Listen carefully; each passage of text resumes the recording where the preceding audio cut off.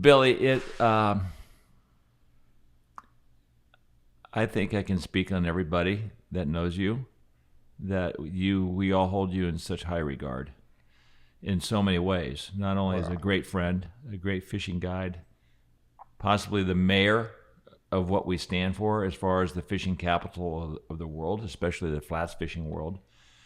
Um, you're 80 years old. you're right. You've been around. I have. Um, I guess the first question might be, you've called everybody son forever, right? Son. Where Well, did that come from? Cecil Keith always called me son. He was a great buddy, and he was the one that literally taught me tarp and fly. And but he called almost everybody son, and I guess I got that from him. Did it start right away, or did it become that trait of yours at a certain age? Because as a young man, you can't call everybody son. Well, I did anyway. You did. Yeah, even if they were older than me, you know. I've called since I've known you. I always called you son. Well, I'm a lot younger than you. But I think it's almost too a term of endearment. Well, you know, I mean, because you call your friend son, you wouldn't call somebody you don't know son. no. Right. No, they have to be close to me. Right. You know, there's a lot of guides I wouldn't call son. You know, I know them. I don't know them well. You got to remember, Andy, when I started, there were 12 guides in Islamorada, When did you start? 1959. Just before Hurricane Donna. Right. And I went right back after the storm was over. I lost my boat. I lost everything. And then had a new boat built and everything. And it was maybe 61. George Hummel called me. And he says, I got a man here that wants to go fishing. I said, okay. When does he want to go? He says, he wants to go this afternoon. I said, fine. So I go down and get the boat, get ready, and here comes Carl Navre. Probably the most important acquaintance friend Oh, he was great, you know. that came into your life. And he said to me, I want to go see what it's all about. I said, fine, let's go. We went in the back and we caught some little tarpons on plug and stuff like that. And he said, do they get any bigger? I says, oh, yeah. Son. Son. He said, will they eat a fly? I said, oh, yeah. So the next day he says, I want to go tomorrow too. But they were all little fish right then. So the next day we went, we took a fly rod, and we caught a couple on fly. And he says, you got any more days open in June when their big ones are here? I said, oh, yeah. He says, I want them all. He said, matter of fact, don't book any more. He says, you work for me now. And I worked for him for 13 years. Exclusively. Well, we chartered out too, but Right. I worked for him. If he said, I'm coming, I had to be there. And then was he the owner of the Chica at that time, or did he buy the Chica Lodge after? No, he bought the Chica Lodge after no, he owned it right then. He bought it after I went to work for him, but he did buy it shortly thereafter. And because I remember I used to ride my horse up and tie it to a coconut tree and go in and have a drink. Ride your horse Yeah, I had up and tied to a coconut tree and go in. Yeah, my mate and I had horses in the Islamorada. And my wife was in the horse business. And so, What was the population of Islamorada at that time? oh golly, Andy, I would say maybe year-round residents, 1,500 to 2,000, maybe. It's interesting in the fact that that number is almost the same as Aspen. When my family moved to Aspen in 1960, it was around 1,200. Right. Yeah, and you've been there ever since, right? Right. Well, that's why when I was looking for this place, I was looking on the other side of the bridge, And that's where our family owned all of that on the other side of the bridge. We didn't own Whale Harbor. That was owned by Buck Stark's family. But we owned from there all the way down. Where did your family get the money to buy the real estate? They didn't buy it. They homesteaded it? Yeah. Our family's been on the island since 1853. Wow. Yeah. And where'd they come from? the Bahamas, from Green Turtle Key and Cat Island across to Key West and then up the Keys. And how much land did they homestead back then? They homesteaded half of Plantation Key, all of Windley Key, which is this key, Islamorada, and most of Lower Matecumbe. But that was all pineapples. That's all it was a pineapple farm. And my great-grandfather, I guess he was the pineapple guru, because most everybody worked for him. And then he had like 12 big sailing ships, and he would get on the first one. They sailed all this fruit to Mobile, Alabama. He'd go over on the first one, come back on the last one. And that's how, and then people started jumping in and claiming it and stuff, which was okay. Right. You know, we didn't have to own everything. Right. We owned most of Islamorada. Wow. And like my grandmother, when she was in her 80s, she looked at me one day and she says, "Son, we give it away. Now everybody's selling it for a ton." And this was she died in the middle 60s. And she was born here. Wow. And then my father was born here. I was born in Miami. 3 days later, I was here. You know, and I've been here ever since. How does it look to you now? Terrible. Yeah. Too many people, too many boats, too many, you know, it doesn't make any difference if you try to be careful, Andy, out there now, because somebody's going to see you with these new machines. They're going to pop a number off of you, and they're going to be sitting in your spot the next day. Right. Even the traffic here, I noticed in the last 6 years or so, it's during a weekend, like on a Sunday, it's a traffic jam from here to Boca. Right. That's true. It's insane. You can't even cross the road. No. How do you deal with it? Well, I mean, obviously you still fish, and that's a great testament to your passion for fishing and to the... Well, I try to get up early in the morning, get my boat, put it in the water, and then at the end of the day, I'm usually one of the last boats out, and I'll go put my boat up, you know, and I go home and I don't go out again. I don't even go out to dinner. Right. There's too many people. Right. And that's basically how I deal with it. Mm-hmm. So I was speaking with Timmy Carlisle, and he's 72, I think it is, and he said, if I couldn't fish, I'd die.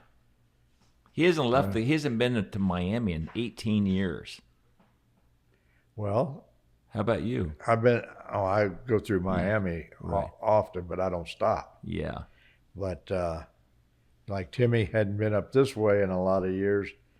I've only been to Key West 12 times in my life. Is that right? That's right. And it's such great fishing down there. You just had such good fishing here. You didn't have to go anywhere. Didn't have to go. And Steve was down there, and Bobby Montgomery, and you know, I love Steve to death, but that's his area. Right. I don't know it like You're talking about Huff? Yeah. Yep. Yeah. What? Who?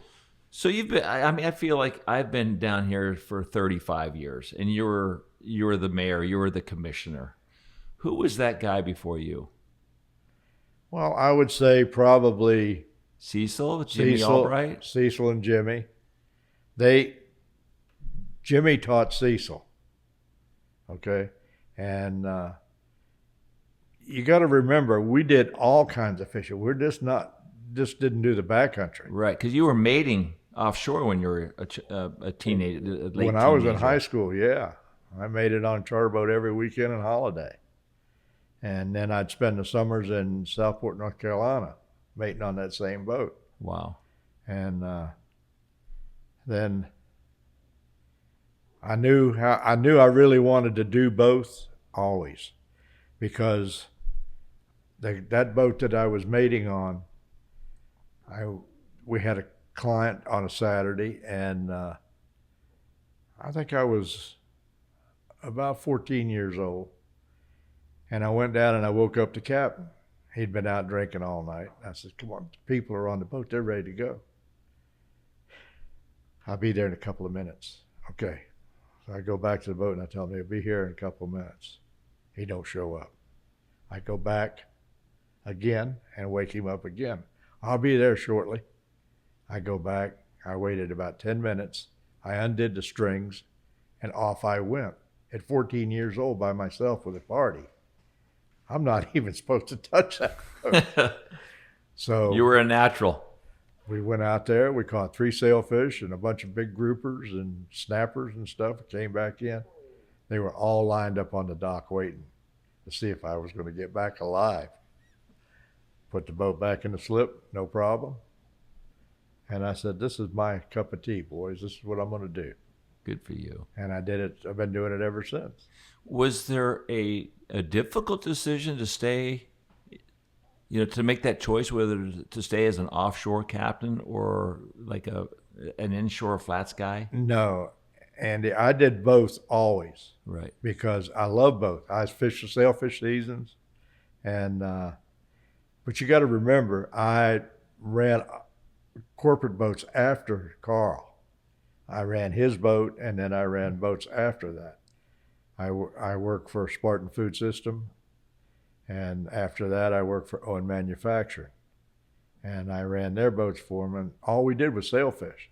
And when that was over, I was done. I was back in the back. So, or I would go to the Bahamas and blue marlin fish. And even as a skiff guide, I found myself in Point Judith, Rhode Island, giant tuna fishing, which I giant tuna fished in the islands over here. And then Carl and I went to I went to Ecuador, striped marlin fishing with a fly rod, and just things like that. That's what I live for. What a life of fishing you've had. Oh, I really don't know of anybody that's had a better one. I did a lot of traveling. I fished the Arctic on both sides, the North Atlantic and up in North Alaska, and up and down South America on the Pacific side. Chasing billfish. Yeah, that was it. It was so rewarding and so right that you were inducted into the Captains and Crew Hall, IGFA Captains and Crew Hall of Fame. Well, I deeply appreciated that, and I was not expecting it, but I thought that was great, You know what's awesome too about that is that you're inducted and selected by your peers. Yeah. That was true. I can't say too much for the guy that introduced me. I love him to death. You remember what he said? Skip? No. Or who? Oh. Ed. He says, the only thing he told me that I couldn't say was calling me an asshole. I said, well, that is what it is. But yeah, he's been fishing with me for 30 years. And the longest one I guess I have is Bo Davis. His father started Piedmont Airline. I've been fishing Bo for 47 years. And you still fishing him? Oh yeah, fishes every June, every May or June, whichever is good. I just think it's just awesome. You're 80 years old and you go out there in a little flat skiff and push it around. Well, and you're on the water looking for fish, and it's just. What was it like when you were in Bimini, seeing these big tuna coming across the white sand? I mean, that's a game fish that's gone away. It is. It really has. I mean, for over there anyway. Yeah. It when you're up in the tower, and you're looking down the white sand, and you see that black glob coming at you, It just does things to you. How big are those tuna? Biggest one I ever seen over there was 787. How deep is the water? That fish was hooked in probably 14 feet. Unbelievable. But you got to watch them going over the edge. You got to try to keep them from going over the edge. Otherwise, they break your line. They cut your line. No, not necessarily. They just go into deep water and you can't find them. Well, you got to crank them up. You got to beat them down and get them up. We were sitting there one day and on the boats after a day's fishing, and this guy that the Greeks work for came up and he says, "Well, I just caught my 500th tuna." And old man Lerner was sitting on the boat with us, and he rolled his head over his shoulder and he said, "Shit, Sonny, I quit counting at 1,000." And old man Lerner was Michael Lerner, who started the IGFA. That's right. And he said he was a great guy. I was really privileged to meet him, and he was a good friend of the captain I was working for. But he, those boys there, they were serious. They were dead serious. Lerner and Jojo Del Garcio and all of those boys, they were serious. They spent just literally hundreds and hundreds of thousands of dollars chasing them things. And would they chase them also as they moved north? No, or would they just chase them in the Bahamas?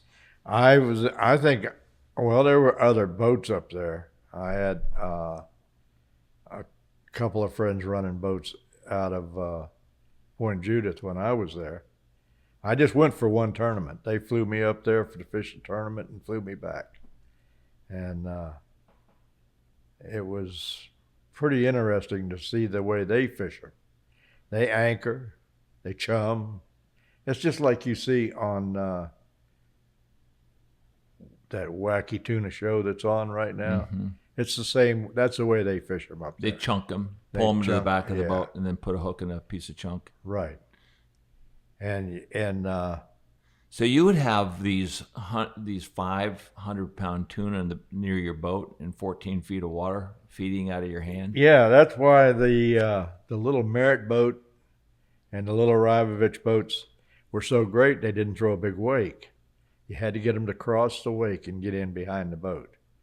What you do is you see a school coming down the bank, and you get up ahead of them and then slide over, and you watch them cross into the prop wash, then you bait them. And what were you baiting them with? Well, you bait them with big black mullet, mackerel, all that kind of stuff. I can't even imagine how large the bucket was you were throwing the chum out of. We never chummed. So, they just fire them a bait. Oh, you didn't have to chum. Well, I thought you were chunking and chumming them up. And that was up north. Okay. But in the Bahamas, you were just feeding them, one bait. Right. That was it. That bait never went down. That bait would. I've seen them coming down the bank, and you could see there'd be maybe 3 fish across in the front, and usually a great big one in the middle of the front 3. And you would try to bait him if you could. But usually the little guys, the 400, 500 pounders, would beat him to it. The big guy was in the middle. It would be 8, maybe 9. I never seen one that big caught over there. But I don't know whether you remember him or not, but Warren Kendall Oil Company. I don't. He had a Rivovich called the It's Me 8. And he hooked a fish there one day, and the fish took off. And Warren weighed about 280 pounds, and his ass was that high out of the chair. And how much drag is on that reel? We always set it at 65 pounds over the tip, and that's a lot of drag. Right. But you didn't have to use it all mostly, but if you needed it, you got it. And you're all harnessed in. Yeah. And we had our rods fastened with a clip to around the stanchion of the fighting chair with a rope on it.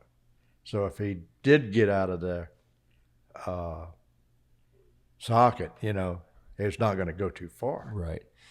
I think one of the craziest pieces of video I've ever seen was Stewart Campbell getting ripped out of his boat. Oh, right over the back. Yeah, over in Madeira. All right. I think they were fishing, 20 or 30 pound world record stuff, and here's 1,000-pound fish. And the mate wires this fish, and he's hanging onto this grander, and the slack wraps around the rod. But you got 400-pound leader or higher, and that's wrapped around the rod, and the 30-pound test is in the reel. Right. So when he let go of that fish, that 400-pound was wrapped around that rod, and nothing could break. And Stewart's doing stand-up, and all of a sudden, Stewart just disappeared. Shot right out.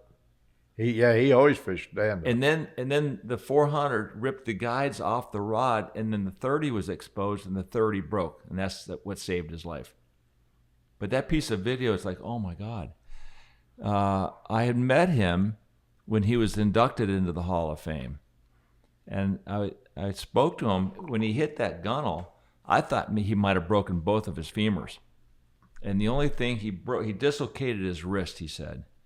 And that's the only thing that, the injury that he was sustained.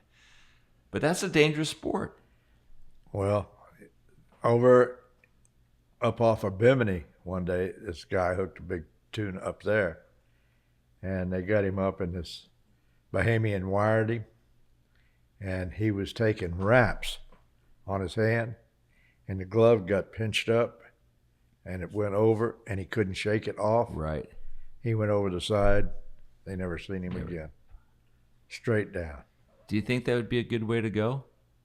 If you got to go, that'd be a good way to go. Yeah, it'd be a good way. An exciting ride, wouldn't it? Yeah. Oh, hell yeah. You'd see what's down there. We've spoken with a bunch of people over this last year about gaffing tarpon and getting yanked out of the boat. Has that happened to you? Oh, yeah. Yeah, that's not... Believe it or not, an 86-pound fish pulled my butt overboard in Billy Pate's boat. He had so much stuff there that you had to be careful that you didn't run one of those steel rods up in your stomach or something if you did get pulled over. But actually, he pulled and I jumped because I didn't want to hit one of them rods. Right. And he took me all the way to the bottom at Channel 2. And he came up jumping, and I swam to the boat, and I give Billy the gaff handle, and I said, pull him up, but keep him away from me. You didn't want the tip of the gaff getting close to you. It did. Went right up in my hand. And he pulled it. And I said, that's it. No more with you, boy. Number one, the boat was dangerous. You fired him. I fired him right there. You fired me too. Yeah, but you didn't. No, you were just too young for me. You were speedy. We'll talk about that a little bit later. Billy Pate obviously is one of the great names in tarpon fly fishing. He held the 188-pound world record for 25 years, I think it was. But he had the books. He had the videos, fighting giant tarpon. But he was a big promoter of the game. What was Billy like as a fisherman? Well, do you fish with him very much? I fished with him as little as possible. Yeah. Because I didn't like what he was doing. What was he doing that was distasteful? Well, he came to me and he says, what do you think about raising the tippet to 2 feet? That's a shock tippet. Yeah. From 12 inches to 2 feet. To 2 feet and putting in a 30-pound class. I said, Billy. And throwing out the 10-pound class. I said, Billy, so many people have fished for that 10-pound. I said, I'm not for it. I said, I'll vote against it if anybody asks me. Right. And just things like that were not right. They weren't right to you. Supposing you had a 6-pound world record and he wanted to change that. Well, that's going to throw all the 6-pound fish out. Yeah, history has changed. You can't do that. No. Well, let's go back to homesteaded, because you were over there, I think, with Carl, right? No. Who'd you fish with over there? I went the first year in '71 with Jimmy Lopez. Okay. And the first morning out, we were the first boat out down the river. And we got down to Chesterwood, just before Chesterwood Point. Tripod. And he said, maybe there's a few right here. Let's stop and look. And I shut down, and we were in his boat. No electrics, strictly pole. And I'm standing on the back of the boat, pushing around a little bit, and I see a fish roll. I said, Jimmy, hurry up. There's a fish roll right in front of us. There might be more with him. And he starts shaking. And I said, hurry up, hurry up. I said, 5 or 6 fish just rolled. And he's still shaking. I said, Jimmy, forget it. He said, why? I said, because there's more damn fish than I can count, son. He says, you're serious? I said, yeah, it's a big daisy chain. And when the sun came up, we were not outside of the daisy chain throwing in. We were on the inside throwing out. Oh, wow. That's how big the school was. And he says, how many fish you think's here? I said, I don't know, 1,000, 1,500, 2,000. I have no idea. But that day, we caught 7. And I wouldn't even say how many we jumped. But we did catch 7. We were there for 10 days. On the 10th day, we ended up catching 77 fish in 10 days. Wow. And on the 10th day, we never caught a fish. We hooked a fish in the morning, about 7 o'clock, and we fought that fish till a little after 12. This fish was way +2. And he says, we got to get a shot with the gaff. I said, you fight the fish. Let me worry about the gaff. So not having electric, I had to pull outside of the fish, get upwind of him so that the wind would blow me down on him. And I pulled outside of the fish, laid the pole down real quiet, picked up the gaff. Fish turned around and blew the fly right back in his face. Mm. He got so mad, he threw the fly rod and reel down in the boat, bent the fly all to hell, the reel, threw the motor down, cranked it up, and we came in. And I said, boy, you're a real sport, aren't you? And he says to me, bring the boat back to Islamorada. He says, I'm flying home now. He had his airplane over there. Whatever you want. And that was my last year with him. And he did the same thing to Eddie Whiteman. He told Eddie's wife, he says, tell Eddie I'm canceling out till the weather gets better and I'll be back. And the weather was beautiful. And he canceled out. He had a girlfriend he wanted to go see for a week. And that was the way he was. And nobody had anything to do with him anymore. And he came back. He lost all his money, came back, became a guide. Okay. Mm-hmm. And one day on the first point of 9 Mile, Rob comes up into the bite. Rob Fordyce? Yeah. Goes down into the bite, and Lopez is sitting in the white hole up on the bend. And he threw his motor down, and he screamed down there and started yelling and screaming until he seen it was Rob. He says, oh, excuse me, Rob, I didn't know it was you. Rob says, you better figure it out real quick. So he went back up, sat down. He didn't last long after that. He was gone. Tell me about some of the pocket wars, the Buchanan pocket, racing to the pocket in the dark. That must have been really kind of some crazy times. Well, Carl and I had it down to a science. We had a 65-foot houseboat. Yeah, you just lived out there. We did. We'd anchor the boat right out in front of the pocket. We had a stick on the pocket. We'd sit there early in the morning about 4:30 and we'd watch for the lights coming. And we'd go over and get in the pocket, and then somebody'd flip the lights on the houseboat. And you could hear them coming. They must have hated you guys. Oh, God, you sorry son of a bitches, And, but that was not really a war. That was just because Carl wanted to get the pocket. Right. But Jack Brothers and I had a war there one day. He was shooting a movie, one of those films with Daiwa. And I was in the pocket. And Jack comes in with 2 other boats and gets in front of me. I said, what are you doing? He said, we're shooting a film. Get in line, son, and shoot your film. I said, I'm in the pocket. Oh, no, I got to be ahead of the pocket. I said, okay. So he got all staked up, and I pulled my stake up, and I pulled up around him and got about 40 feet in front of him. And the doctor I was fishing was pretty good. And Doc said, what are we doing? I says, throw at them. I said, the ones you can't reach, I can. They're not going to get a shot. And I did that. And Jack says, you're not going to give us a shot? I says, yeah, I'll give you all the shots you want if you get behind the pocket. And they moved down there, and I moved back to the pocket. And the first school of fish come by. I said, Jack, here they come. I wasn't going to, hog them all. Sure. But you just couldn't explain that to some of the people. Jimmy and I got in an argument one morning. I was fishing, you know him. You know of him. Lee Cuddy. Right. I was fishing Lee. And we'd caught a couple of fish. And the fish are really coming. And Mac Miller, which was like Lee's son, adopted son, he was fishing with Hummel, and they were way up on the wheel ditch, which was legal to do.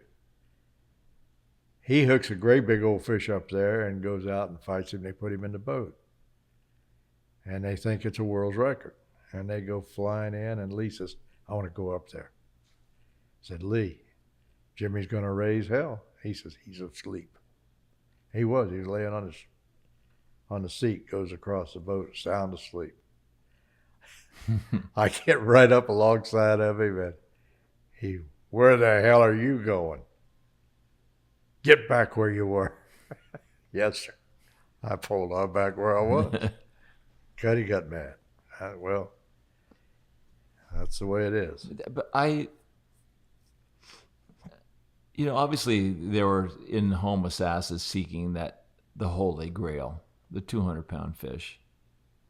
But as important, all the other records that were set going up to that Holy Grail, because Homesteaded had such big fish. The average fish was just so big up there. They were. Well, Nikki was fishing with Al Pfluger one day, and she's pretty good fly fisherman. Nikki's being your wife. Yes. And she hooked a fish, and she was fighting this fish, and I seen the fish jump, and I knew it was a good fish. It was 150 plus. And, of course, she couldn't have a world's record back then, because she was fishing against the men. There was no women's world's record. Oh, okay. So they came by me, and she says, am I pulling on this fish too hard? I said, honey, if you don't start pulling on it real hard, you're going to have to spend the night out there with Pfluger. She says, I ain't doing that. She leaned on that sucker, rolled him upside the boat. Pfluger says, I never seen anybody pull on a fish like that. And she did. But she did catch a fish over there that taped over 175. Wow. And, that tape was pretty accurate. Sure. And I taped 3 fish over there that were a little over 2. Is that right? Yeah. But were you not fishing IGFA legal? Oh, yeah. How come they were not? One of them was with that Bo Davis. Mm-hmm. He says, I don't want to kill that fish. Okay. And the other one was a doctor from Baltimore, and he says, Bill, I don't want to kill the fish. Did you want to kill it? No. If they didn't want to kill it, I didn't want to kill it. And then I caught one. Dana Murphy was in the boat with me, and Nikki was with us. And Dana had just caught a fish about 140 pounds. And she says, I had enough. I said, good, I can fish now. So I got up on the bow, and a big string come by, and I hooked a big old pig right out of the middle. You could see him, you could pick your fish, Andy, right. back. You fished over there, didn't you? Just briefly. It was already pretty much expired by the time I got there. Well, you could just about pick your fish. When I started over there was maybe 12 boats. And then later on, Steve came, and I forgot who else came, but then they started coming. Right. My last year there, I was fishing with Everett Ehrlich, and Everett says, "Bill, there's too many boats." Mm-hmm. I said, "We caught a fish that morning, and I was on the platform. I was trying to count the boats around me. The boats I could see off and around me, there had to be 60 boats." Right. My last year there, I fished, I think, 3 or 4. My last year, I think it was in 88. I counted 63. You know, obviously, whatever's there is just going to be ping-ponging off of each other, you know. Were you one of the first guys to fish the Cape here in Florida Bay? Oh, yeah. Yeah, a lot of the boys wouldn't go that far. But I started going over there and... How'd you find that? 61. I was going over there snook fishing. I was by myself. I was going over there snook fishing. I see all these daisy chains everywhere. And I said, okay. And I go back, and I forgot who went with me, but one of the other boys went with me. And we had a field day. You know, we jump them, pop them off. Didn't even fight them, just jumping them. And it was wild. The Bernie and I, the day we caught the 13, and Craig, and there was 5 or 6 other boats right around us. He and I caught 13 one day. I caught 7, he caught 6. And out of the 13, I would say probably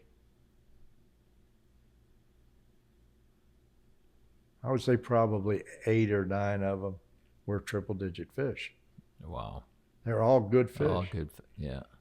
We get back to the dock, and a woman came up behind me, and she says, "How many did you catch today, 10?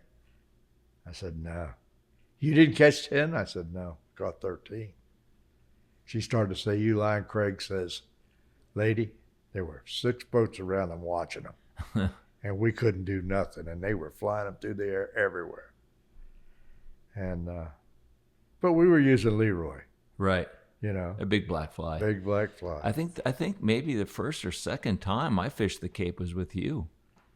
Yeah, but long time ago. We were fishes stringing out then. Right. And then the wind came up that day when you hooked that fish right on the beach. That was amazing. I never seen anybody do that before or since. Oh, you know, it was so much fun. It was fun. It was rough as hell. Fish are tailing and sliding. We're catching fish, and you fired me. You remember what you told me? Yeah. At the end of the day? Yeah. I don't know. I fished with Billy Knowles these couple of days. We get back to the dock, and he fired me. I said, "Son, you're too young, and I'm too damn old." It was...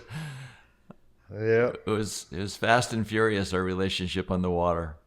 What do you think the younger generation has lost? You know, everybody, all the guys back for so many years were Captain Billy, Captain Jim, Captain whomever. Yeah. But now, so, you know, you see these guys, it's Jared Raskob and Dustin Huff and whomever it might be, but the captain term has been kind of lost, hasn't it?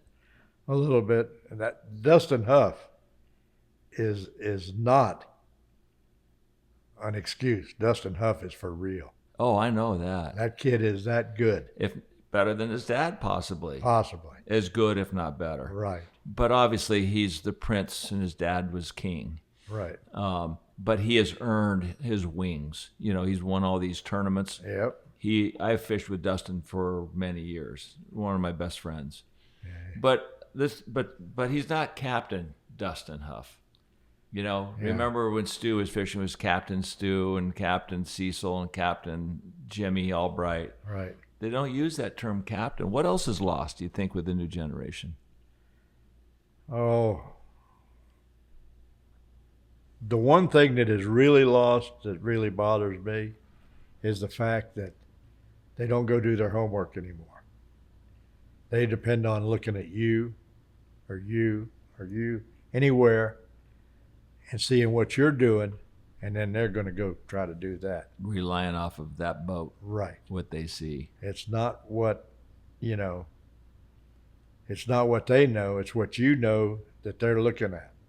You know, it's also the dynamics of that is when you were fishing in the early years, you could go anywhere. There were not that many boats around, and you can go fish your spot. And if somebody was there, you could go to your next spot. Right. And now it's like wherever you look, there's somebody. Boats. So it's hard to find space and freedom. I have a little spot up there on Plantation Key that, and you probably fished it on the shoreline up there where the old sailboat was anchored out there. Mm-hmm. And I go up there, and I got one man that just loves to fish that place. And I go up there one day during one of the tournaments. There's a boat maybe 800 or 900 yards down the beach. And I pulled in there, and we hooked a fish, and he jumped off. And the next thing I know, here's this boat running, and he runs right up to me, and he says, "Hey, bub, you cut me off." And Charlie looked at him and says, "Sonny, his name ain't Bub. You better know who the hell you're talking to." He says, "Well, I make my living at this." I said, "That's fine. So do I." He says, "I'm here 3 months out of the year." I said, "I'm here 12. I said, "What's your problem, son?" He said, "You cut me off." I said, "I didn't cut you off." I said, "I'm 1,000 yards ahead of you." I said, "And that's cutting you off?" I said, "Come on over here in the backcountry and I'll show you how to cut somebody off." And, well, he kind of got hostile. And you know Bart, the boy Bart that fishes with one of the boys. He fishes with Perry Coleman. Right. We come in, and this guy is, everybody's heard about it. Dustin, they're all sitting there, and I'm pulling my boat, getting ready to pull my boat out on the trailer. And, but Bart's sitting on the gunnel of Perry's boat on the ramp, and he looked at me and he said, "Campbell?" I said, "Yes, sir. What do you need?" "You want me to go over and beat the hell out of this guy?" I said, "Yeah, go ahead, Bart." So he jumps offside the boat, goes over to the club. Next thing I know, here comes this guy. He says, "We've got to have a talk." I said, "No, we don't have a talk." I said, "Why don't you put your boat on the happy little trailer and go back to your happy little Louisiana where you're from and don't come back? It's as simple as that, mister." He says, "Are you for real?" I said, "Yeah, this is my country, not yours." And that's what I'm against. All of these boats coming from everywhere else and crowded out for guys like you that's fished here all your life practically. And I'm not for that. Yeah, I understand. Well, let's go to a happy place. How do you feel about bonefish versus tarpon? I love bonefish. More so than tarpon? No. But you're a hell of a bone fisherman. Well, You're a hell of a tarpon fisherman too. But you've won 11 poor boy tournaments. right. That's a big number. But you've also won 5 times the fall all tackle with Pepe Lopez, and you've Right. won 2 spring all tackles. Right.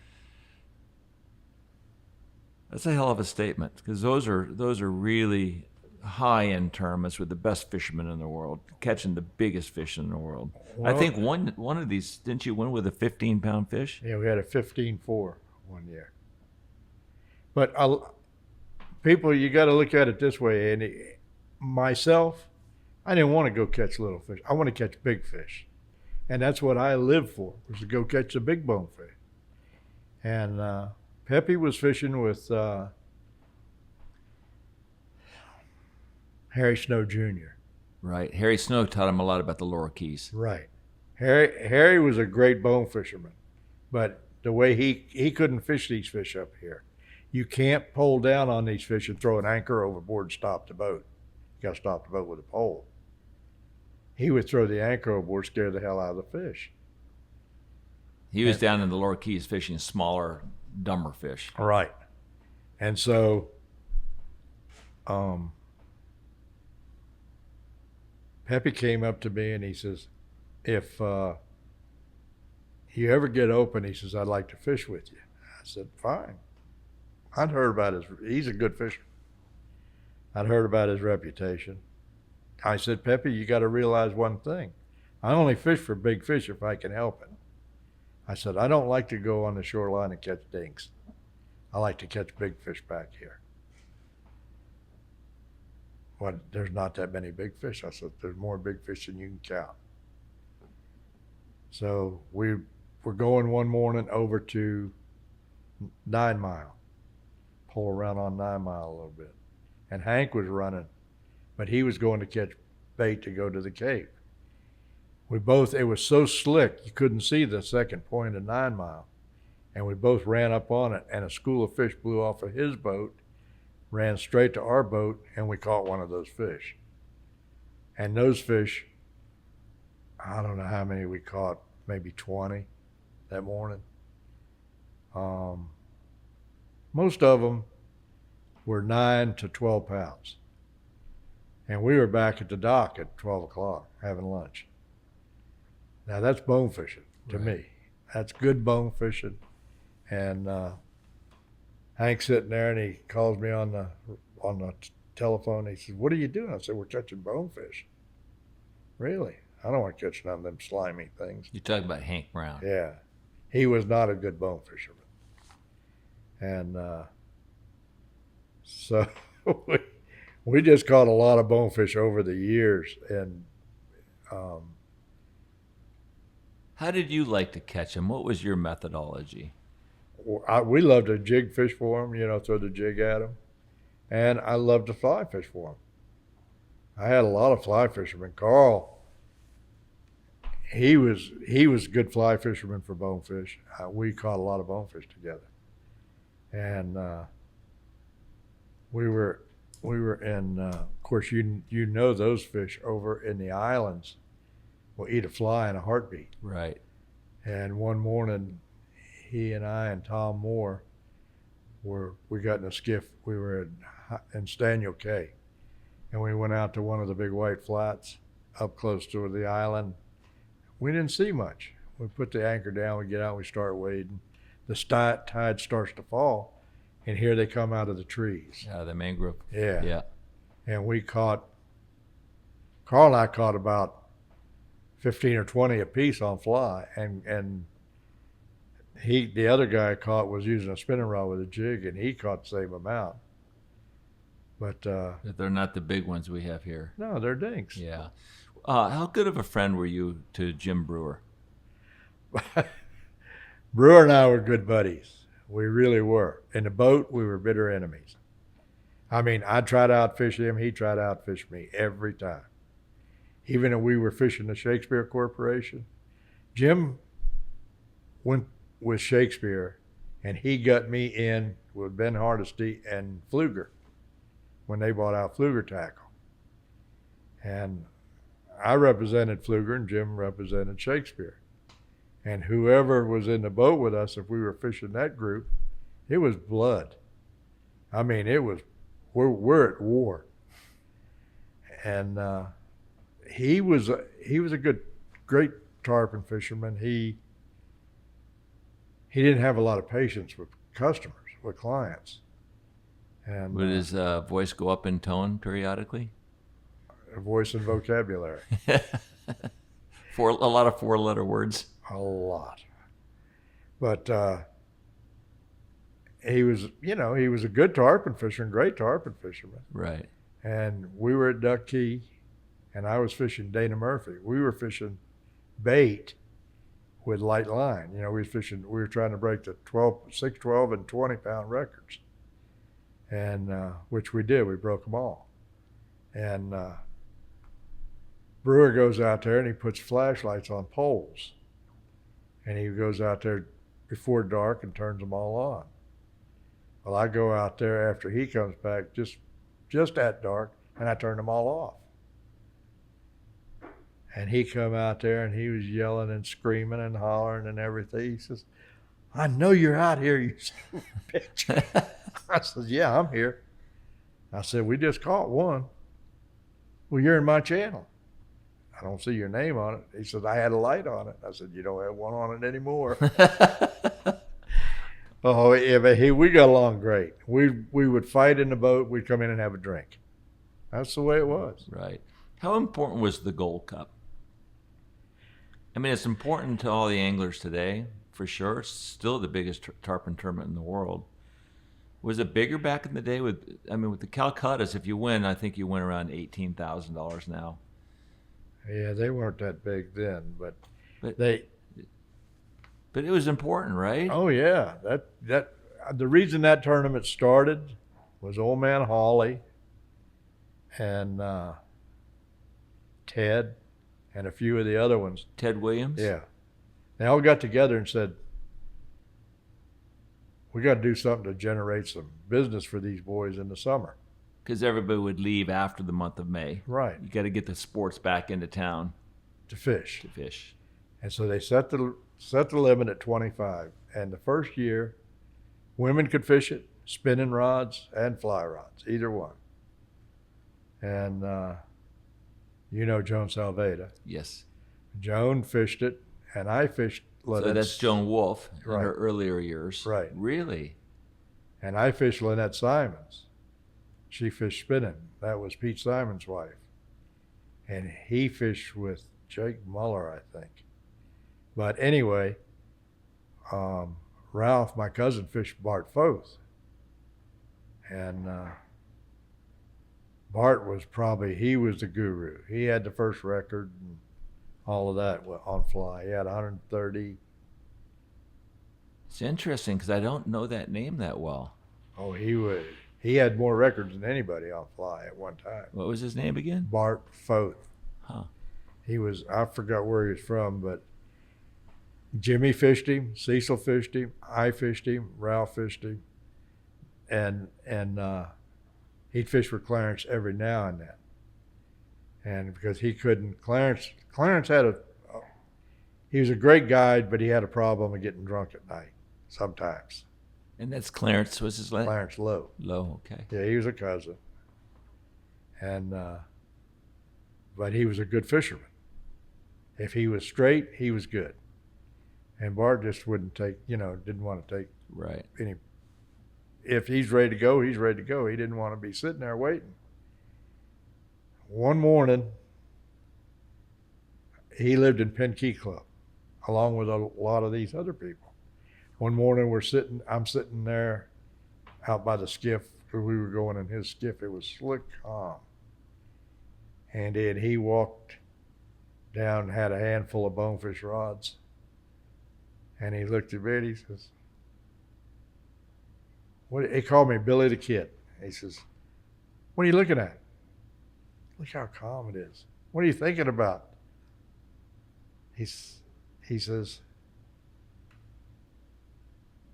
I said to him, "Well, what do you think I'm thinking?" "I'll take these rods back and get the tarpon rods." He said, "But I'm going to tell you right now, this is the last day I'll ever tarpon fish."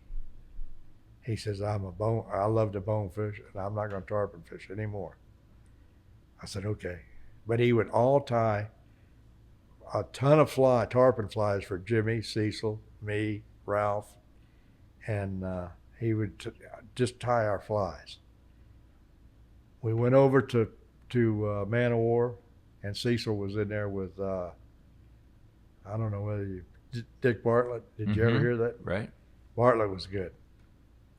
And I pulled in there, and Bart looked at me. He says, "What color of fly you want, sir?" I says, "I don't care what it is, just so it's a yellow and red stream, a split wing."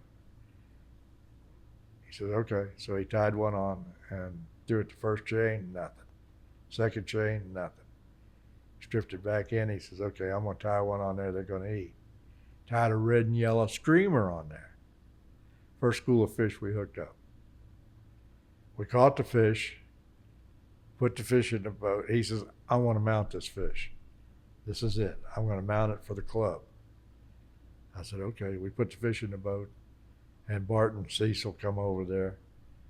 Our Dick and Cecil came over there, and they looked at the fish and says, won't make 100. Yeah, he will. No, he won't. So, okay, we'll bet you a quart of one of those fancy high-priced liquors, and we'll meet you at the dock. When we get to the dock, I caught one right after Bart did, and that was the last day we went tarpon fishing. But here they were sitting there waiting on us to come in and hang this fish and weigh it. Fish weighed 103 pounds. You drank all night. No, on their nickel. No, they did. I didn't.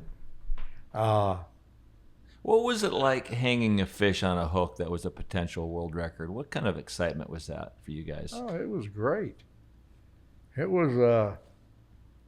I can only imagine. I mean, I tried it once, and the whole gaffing aspect and running to the dock, as Tom Evans used to call it, taking the boat. We're going to take this fish for a boat ride.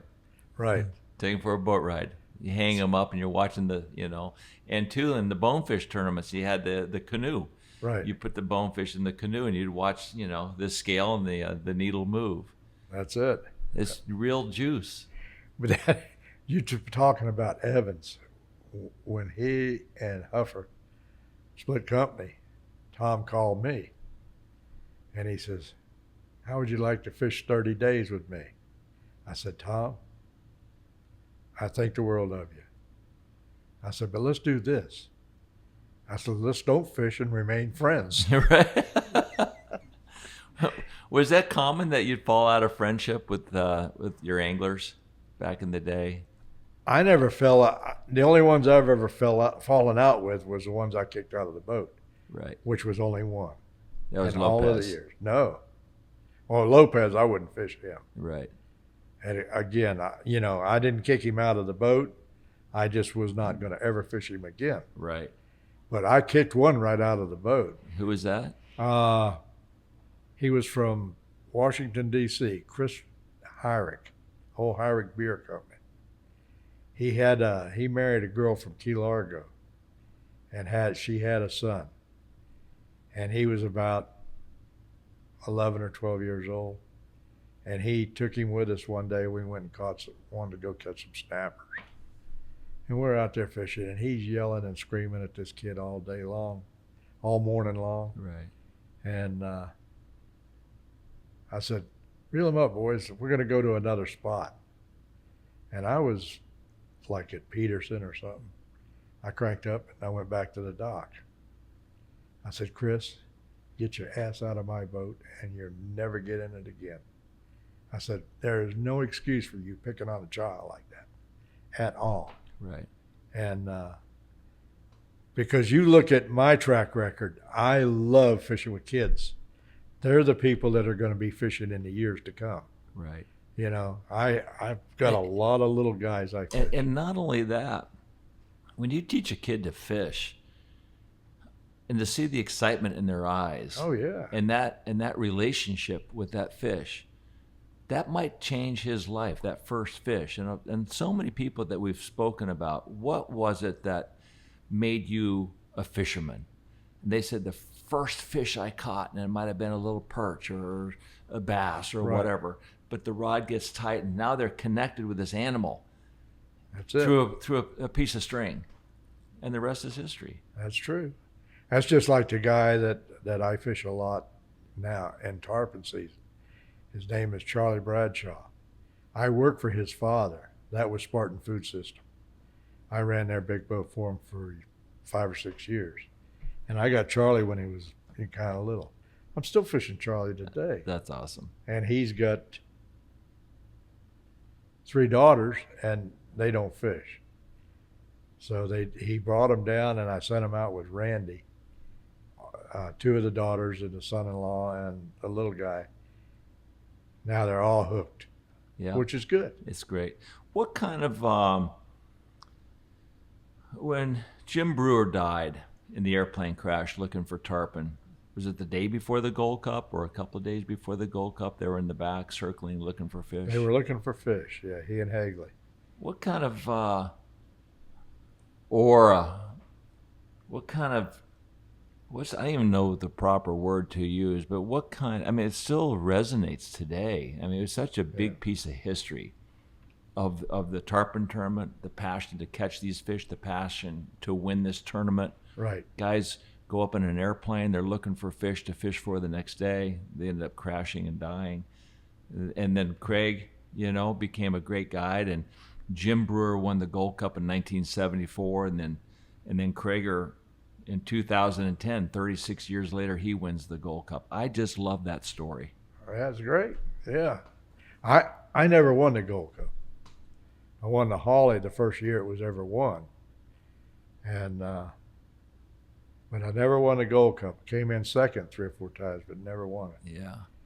And I'm sure you've probably seen the photo of the 3 of us, Ralph and Clarence and myself. 3 cousins. We wiped out the whole thing one year. First, second, and third. Ralph had the most releases. We had the biggest fish and runner-up to grand champion. Clarence was grand champion. We lost it by 5 points. And but that's the way it was, and that was a great year. Yeah, no kidding. So all 3 whole cousins. Family. What, looking back at your life, what are you most proud of? Surviving. Enduring. Oh. I mean, you've met so much to so many people, and I think Randy Tao, he's been like a son for you, Yeah. and he's been like a father figure to him. Maybe Krager a little bit. Krager. Maybe Robert Klein. You got so many good friends. A younger generation that looked up to you. So they're all great boys. They're all great fishermen. And a lot of people don't appreciate the way Randy fishes. Randy fishes the way Randy wants to fish. Right. And he doesn't bother anybody. And I fish the way I want to fish, but those boys there, I never say anything to them, I tried to help Randy when he first came to the Keys. And of course, Brewer grew up with me. And I was kind of, thought the world of him after his father got killed. If I told him if there's anything he ever needed, call me. And of course, he's too hard-headed to do that, but he's a good boy. Yeah. Well, you're a good man. But, we all love you. Well, I love all these guys and all the anglers, And like I told somebody one day, I said, I've got some good anglers. I've got some anglers that fished with me years ago. Not because they don't want to fish with me. It's because I outgrew them. Right. In age. Yeah. Let's talk about one person before we wrap it up. Ted Williams, obviously the great ball player that he was. Such a big figure in baseball and in fishing too. He won the Gold Cup twice. Did you ever fish with Ted Williams? Yeah, I fished him a couple of times. That was enough. What was that like? Oh, it was awesome. It was the main thing that we did with Ted Williams. When Sears would put on a movie, do a shoot, there were like 10 or 12 guides in that thing with all of these different people. There were people that were writing his part because he couldn't make a talking movie because of his language, And the profanity. Oh, yeah. And so I heard he cursed so well it was almost poetic. He come walking out of the hardware store one day, and I was walking out of the lumber yard, and he seen me across the street, and he yelled out, "Hey, Porky, big fucking deal." And I said, "Hey, Bush, there's 2 ladies standing right behind you." And he turned around, and he looked up, and the lady says, "I've never heard such language." He says, "Don't you know who I am? I'm Ted Williams." I'm the worst cusser in the world. And that's funny, that response that you made, because you called everybody else Bush. Bush League. Ted would call him Bush. Yeah. So you called him Bush. Oh, we all called him Bush. Jimmy, Cecil. And that wasn't for Bush League. That was for bullshit. Well, Billy, thank you for joining us. Well, thank you for having me, my boy. I think you guys are doing a great thing. Well, thank you. I think you really are. And I think it's going to be a book one of these days. You watch. Well, the most important thing is your story is not going to go away. People in 50 years, they can get on the internet and type in Billy Knowles Millhouse podcast, and your story will be there. So we're trying to preserve history, and your history is just so legendary that we're honored and privileged to have you here. Well, it's been my privilege to be here, especially with you and your son. You know, I've heard a lot about this young man, that he's better than you are. He is. That's hard to say. I'm proud of it. Hard to say. Well, I don't know. You know, he's good, but he's got to be really good to be better than you. Well, thank you. So. Well, thank you for. Okay, my boy. My son. My son. Billy, thank you so much. You're welcome. When I saw his West Side Story.